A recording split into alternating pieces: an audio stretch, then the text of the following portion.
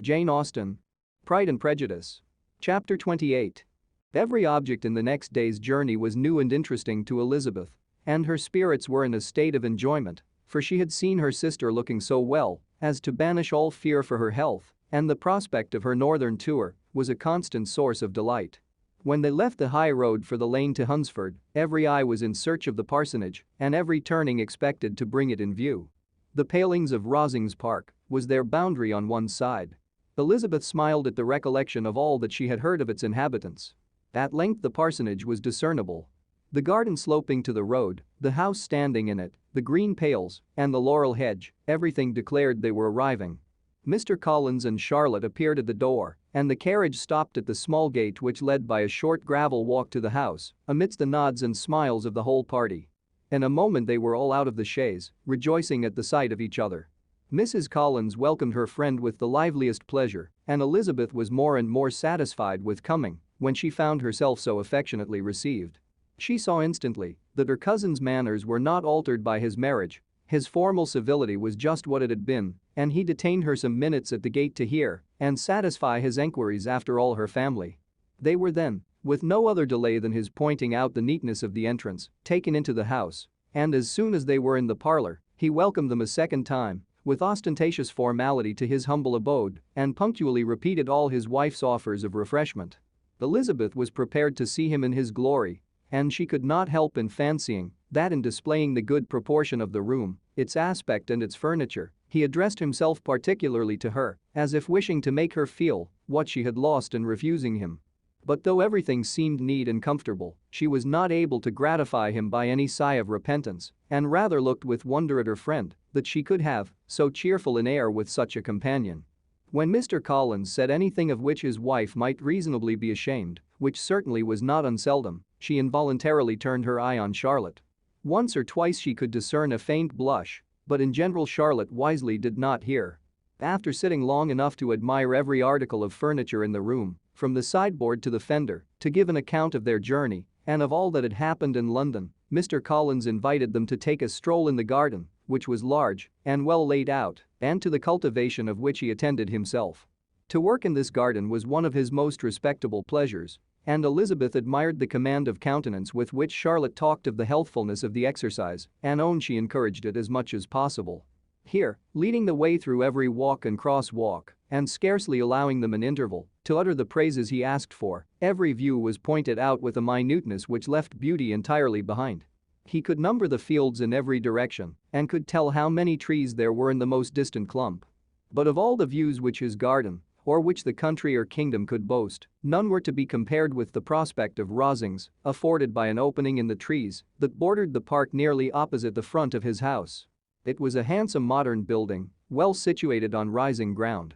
From his garden, Mr. Collins would have led them round his 2 meadows, but the ladies, not having shoes to encounter the remains of a white frost, turned back, and while Sir William accompanied him, Charlotte took her sister and friend over the house, extremely well pleased, probably, to have the opportunity of showing it without her husband's help. It was rather small, but well built and convenient, and everything was fitted up and arranged with a neatness and consistency of which Elizabeth gave Charlotte all the credit. When Mr. Collins could be forgotten, there was really an air of great comfort throughout, and by Charlotte's evident enjoyment of it, Elizabeth supposed he must be often forgotten. She had already learnt that Lady Catherine was still in the country. It was spoken of again while they were at dinner, when Mr. Collins, joining in, observed, "Yes, Miss Elizabeth, you will have the honour of seeing Lady Catherine de Bourgh on the ensuing Sunday at church, and I need not say you will be delighted with her. She is all affability and condescension, and I doubt not but you will be honoured with some portion of her notice when service is over. I have scarcely any hesitation in saying she will include you and my sister Maria in every invitation with which she honours us during your stay here. Her behaviour to my dear Charlotte is charming.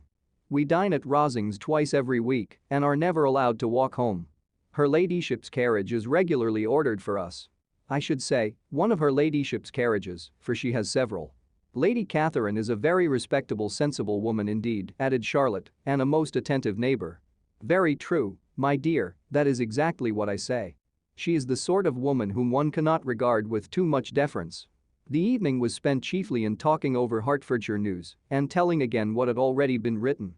And when it closed, Elizabeth, in the solitude of her chamber, had to meditate upon Charlotte's degree of contentment, to understand her address in guiding and composure in bearing with her husband, and to acknowledge that it was all done very well. She had also to anticipate how her visit would pass, the quiet tenor of their usual employments, the vexatious interruptions of Mr. Collins, and the gaieties of their intercourse with Rosings. A lively imagination soon settled it all. About the middle of the next day, as she was in her room getting ready for a walk, a sudden noise below seemed to speak the whole house in confusion.